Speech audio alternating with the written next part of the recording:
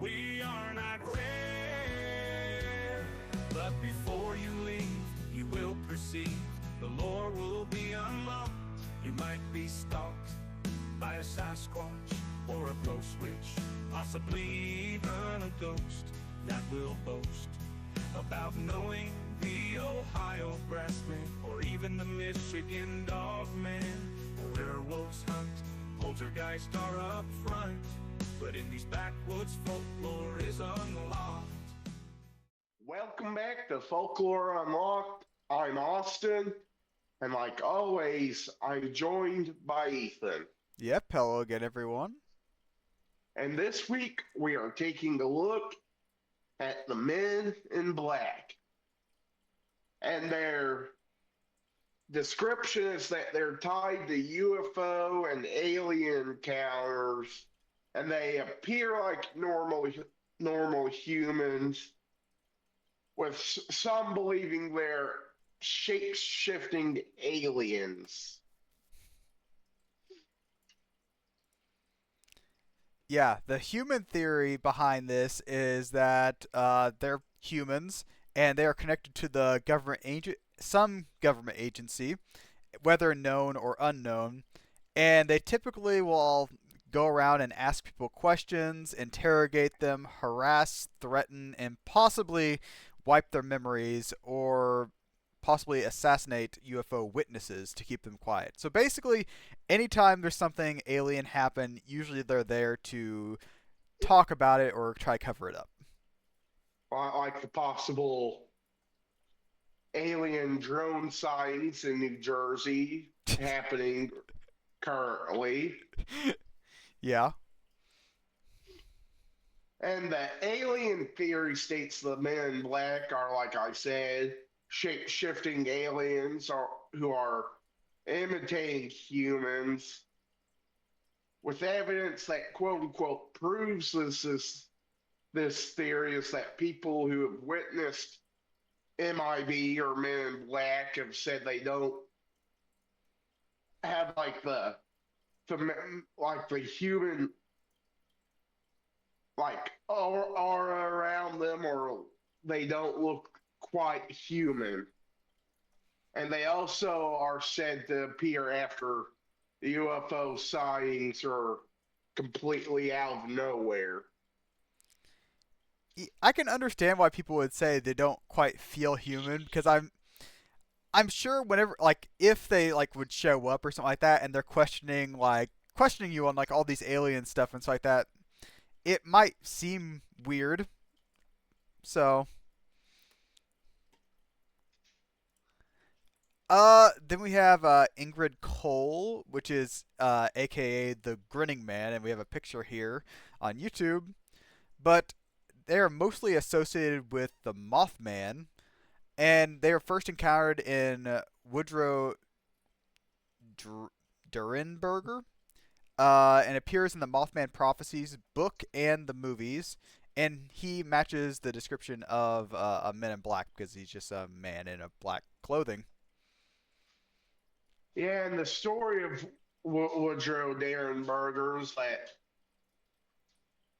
that when he first met Ingrid Cole, uh, he was driving, and this was during the Mothman craze of Point Pleasant, West Virginia, which we've got a video about. Go watch it if you haven't.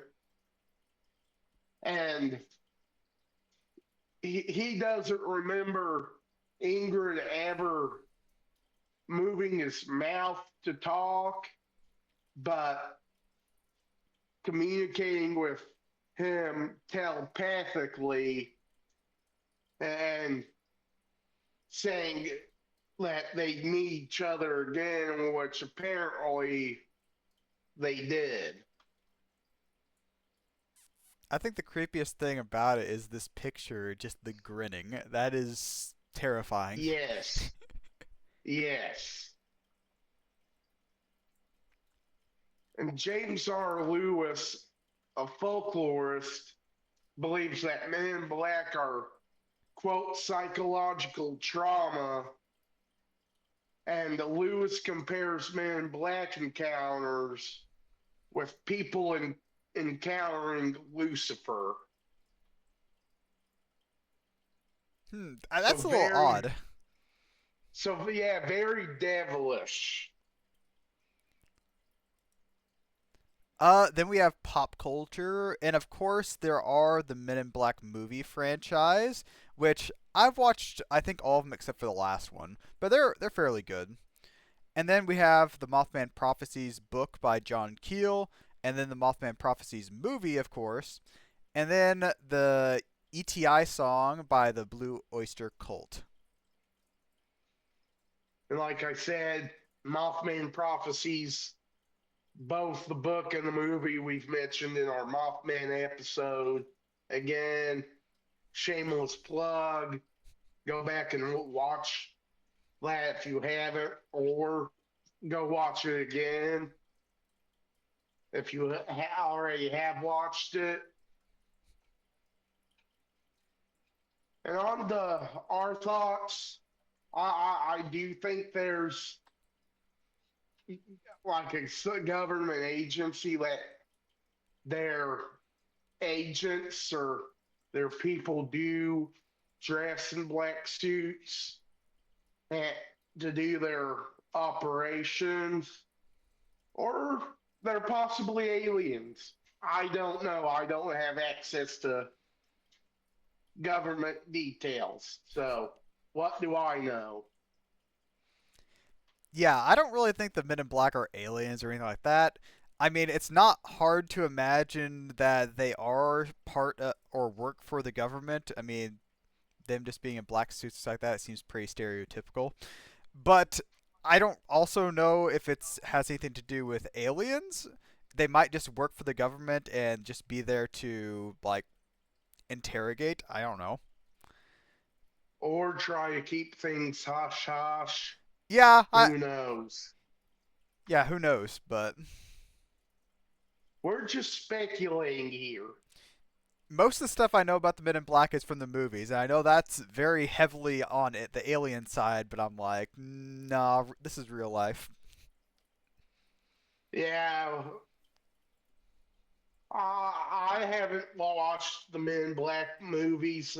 I've watched snippets of it, but never sat through in one sitting and watched a movie. But yeah, I think that's mostly fictional.